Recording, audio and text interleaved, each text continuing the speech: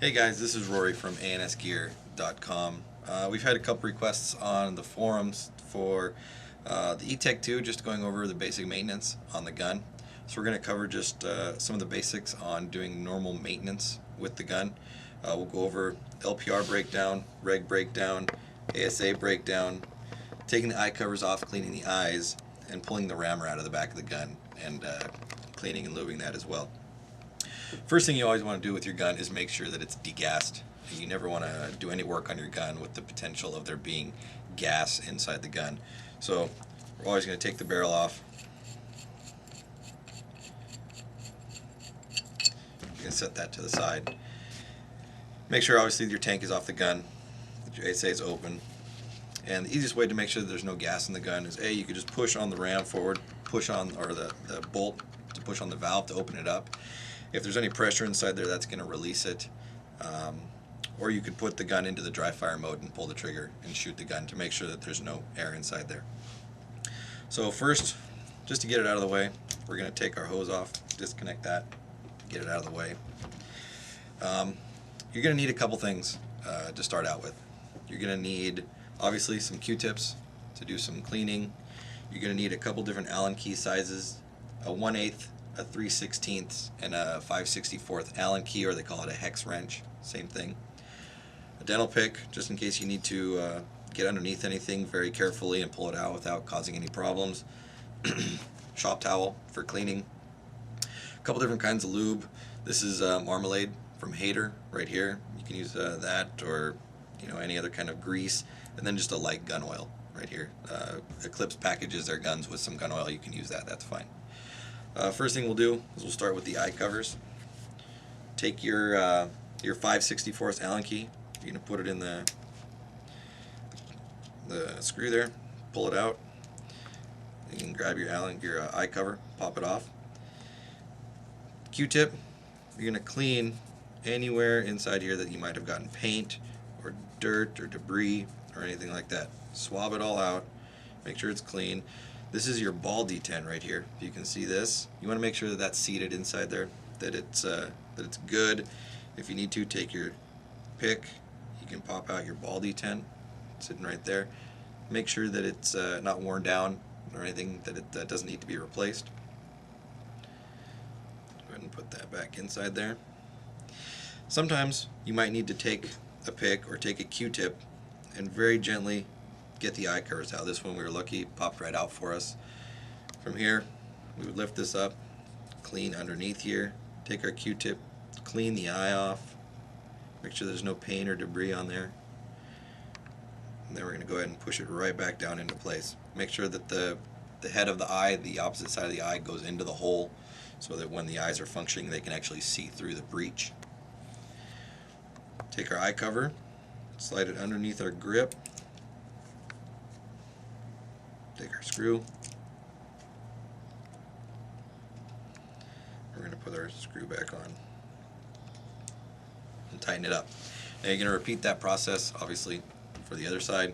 Take your screw out, pull your cover off, and do the same thing. So it's the same thing for the other side. Second thing we'll go through is the regulator. We're going to break down the regulator real quick. It's not very hard. First thing we do, obviously, the gun is degassed. We're going to unscrew the regulator from the gun. You can set the gun to the side. Second thing we're going to do is we're going to twist apart the regulator, the top section from the bottom section right here. So we're going to grab it and separate this out. Set the bottom section aside. Inside here, you've obviously got a spring and a piston, and we'll pull that out for you. Sometimes it's very hard to get the piston out from the inside. You can't grab it with your fingers to get it out. So what I do is I kind of shake it so that the spring comes out. Then I'll take an Allen key and I'll push up through the top right here and very gently push on the piston, and that will let it come out. And then you can grab it with your fingers and you can pull it out right here. Now once you get this section out, you want to look at a couple things. First, you want to look at this O-ring here. Make sure that this is okay.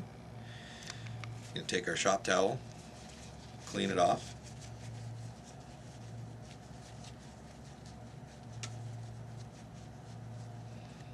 Set that to the side. And then the piston reg seat right here. You want to make sure that this isn't damaged or doesn't have any problems, anything like that. Just make sure that it's okay.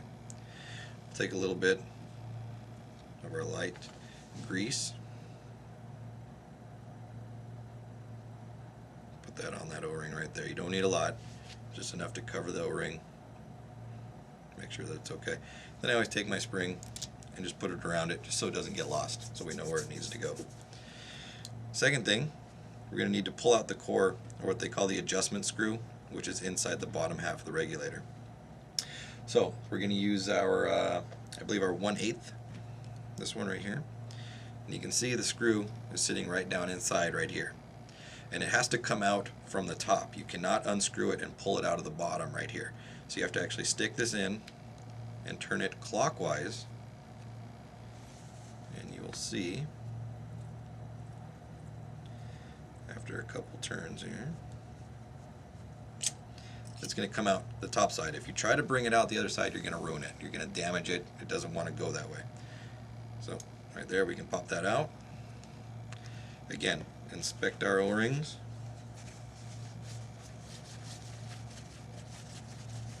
Clean them up. Then we're going to use just a little light gun oil. Drop on there. Drop on there. Work that all over in there. Get it all lubed up and set it to the side. And then we need to also lube this. Inside here, and I'll use the pick, I actually use a Q-tip to show you. Inside this hole right here, there's an O-ring inside there that needs to be lubed. That actually slides on the piston shaft right here.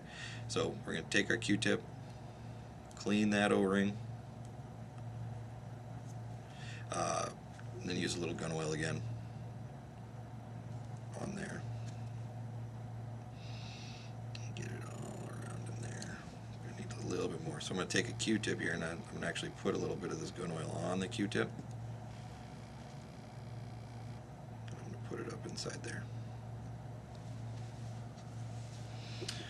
If you don't oil this O-ring or keep it clean, keep it good, or if the the piston seat right here is bad, you're going to see either creeping on your regulator or any kind of issue with inconsistency. So make sure that those O-rings stay good. Alright, so we're going to reassemble. We're going to take this one, our adjustment screw, and put it in through the top. We're going to push it down into place. Now we need to push on this and get it all the way down in there, but be very careful. You don't want to damage or mark up the top of that, because that actually connects with the reg seat that's on here.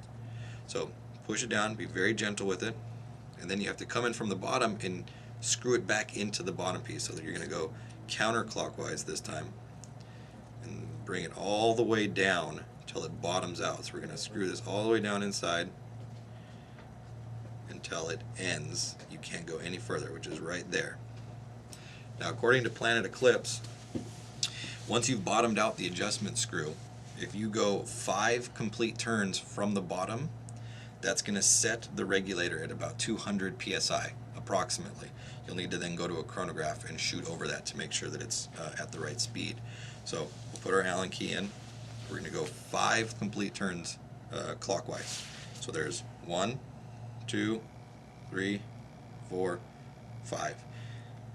That should put our regulator right about 200 psi. Again, you will need to check it to make sure. So we've got our bottom half reassembled.